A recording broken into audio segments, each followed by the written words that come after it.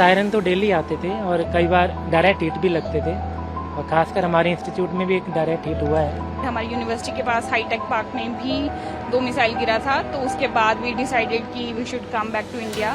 The embassies, the government and the Indian Air Force did a fantastic job of coming together and making sure the students get back safely, and not just the students but Indian nationals.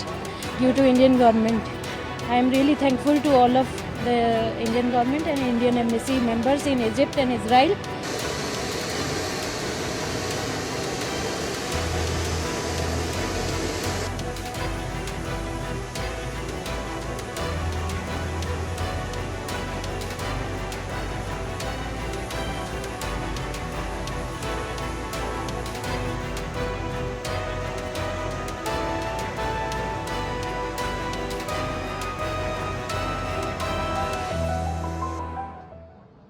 वहाँ पे siren तो daily आते थे और कई बार direct hit भी लगते थे, और खासकर हमारे इंस्टीट्यूट में भी एक डायरेक्ट हिट हुआ है।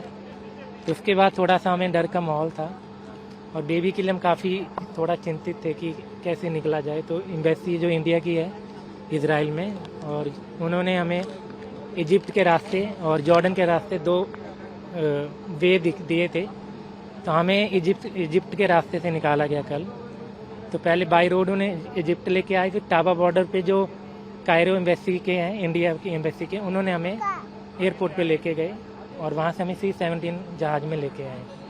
क्या कहेंगे इंडियन गवर्नमेंट और इंडियन एम्बेसी के बारे में? काफ़ी क्विक एक्शन किया इन्होंने और जल्दी से हमें वहाँ से निकाल दिया, और अरेंजमेंट बहुत अच्छे थे। डर का माहौल था जब वहाँ रह रहे थे कि कैसे? बीइंग ए फॉरेनर तो हमें है, मतलब लोकल इजरायली तो इससे वो डेली मतलब देखते हैं, क्योंकि जन्म से देखा है। हम लोगों के लिए ये न्यू है, और खासकर भी बच्चों के साथ तो हम काफ़ी डर रहे थे, क्योंकि जो मिसाइल आ रहे थे वो डायरेक्ट हिट भी हो रहे थे। ये हमास की तरह नहीं थे, ईरान वाले मिसाइल बैलिस्टिक मिसाइल थे, तो इनकी जो पावर है वो काफ़ी ज़्यादा है। तो अगर आप बंकर में भी हो तो बंकर भी डायरेक्ट हिट होगा तो वो डैमेज करेगा। तो ये है।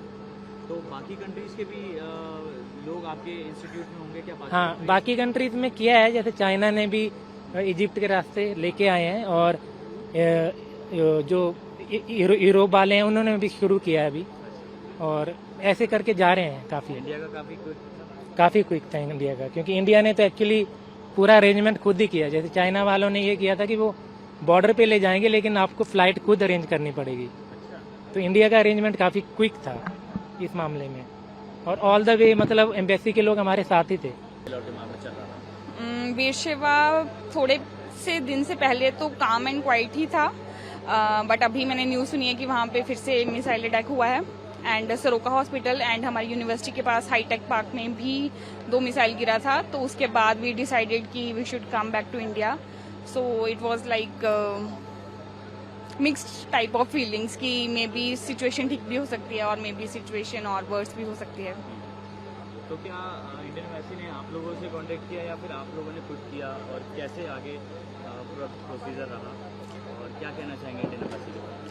I think they have done a well appreciated job, like इतने शॉर्ट टाइम में like हमें इजिप्ट से इवैक्यूएट किया गया, और सब प्रोसेस पूरा फास्ट स्पीड पे प्रोसेस हुआ कि जल्दी से जल्दी बिना किसी डर के सब बच्चों को वहाँ से निकाला जाए। एंड फर्स्ट फ्लाइट में जैसे फैमिलीज वगैरह को प्रायोरिटी दी गई जिनके छोटे बच्चे थे, तो I think they have done a fantastic job. I'm doing my PhD in data science and cybersecurity at Ben Gurion University in Beersheba in Israel. And essentially the evacuation happened really smoothly thanks to the Government of India's initiatives, the embassy's initiatives, the Embassy of Tel Aviv. They coordinated with the embassy on the Egyptian side as well. That's how we came through. We evacuated through Egypt, and the governments of both Israel and Egypt also provided a lot of support to the students to make the whole process smooth. And it was a very well planned evacuation, and we are really grateful to our fine officers of the Indian Air Force as well for evacuating us through C-17 Globemaster. There were a lot of last minute let's say changes to the situation in the Middle East, and in spite of all these changes, the embassies, the government and the Indian Air Force did a fantastic job of coming together and making sure the students get back safely, and not just the students but Indian nationals get back safely to their mother nation. So what was the situation at that time when you left Israel? So by the time we had left, 2 missile impacts had already hit, let's say, civilian installations in Beersheba. And a lot of impacts had happened in Tel Aviv as well. Not a lot, several impacts had happened in Tel Aviv. A missile had hit Soroka Hospital, and a missile had hit the high-tech park in Beersheba as well. Sustained damage, and we realized after landing today here that while we were en route, mid-flight, there was in fact another attack on Beersheba, which in fact caused a few casualties as well. So the situation is becoming intense, but I believe that we all hope for peace. That's what I would like to say. Aditi ji, आप वहाँ पर कौन सी city में रह रही थी और कैसी सिचुएशन जब आप वहाँ से निकले? मैं इज़राइल में, हम लोग, मेरे हस्बैंड, मेरी डॉटर और मैं बियरशेबा में रहते थे, जहाँ पे बियरशेबा में सरोका हॉस्पिटल पे जो अटैक हुआ था वो हमारे वहाँ से 200 मीटर दूरी पे था। तो जब अटैक हुआ था तब हमने सुना था, हम शेल्टर में थे, तो बूम की 2 बार साउंड आई थी, तो हमें लगा हमारी बिल्डिंग हो गई है, पर विदिन 1 मिनट हमको पता चला कि सरोका में हुआ है। तो हम सेफ थे और टिल 10 डेज तक हम वहीं थे, हम सेफ थे। और इंडियन एम्बेसी ने और इज़राइल में हमारी बहुत उन्होंने हेल्प की थी। और फिर जब हमें कल बॉर्डर क्रॉस कराया गया इंडियन एम्बेसी ने, इज़राइल से टाबा बॉर्डर,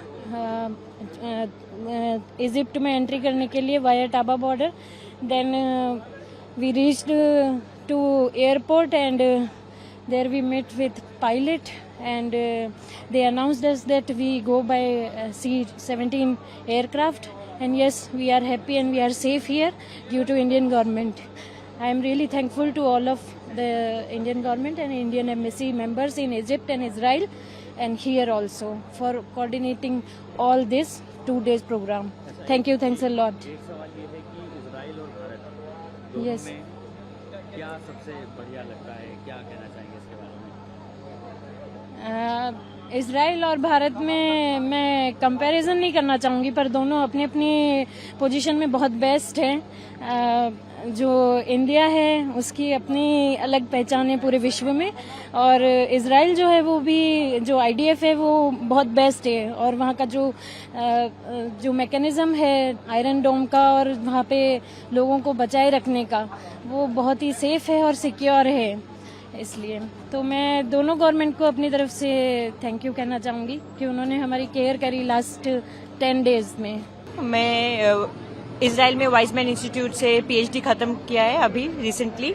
तो मम्मी पापा आए हुए थे मेरे ग्रेजुएशन सेरेमनी के लिए, तो आने के बाद उनको जब लौटना था यहाँ पे, 1 दिन पहले ये वॉर चालू हो गया और एयर स्पेस बंद हो गया, और डर का माहौल, जब तक शेल्टर में रहे थे तो सेफ फील कर रहे थे। पर एक सैटरडे को 13th नाइट को मेरे इंस्टीट्यूट में ही हिट हुआ एक मिसाइल, बहुत सारे लैब्स जल गए, पर जो लोग तभी भी बिल्डिंग में थे शेल्टर में वो लोग बच गए।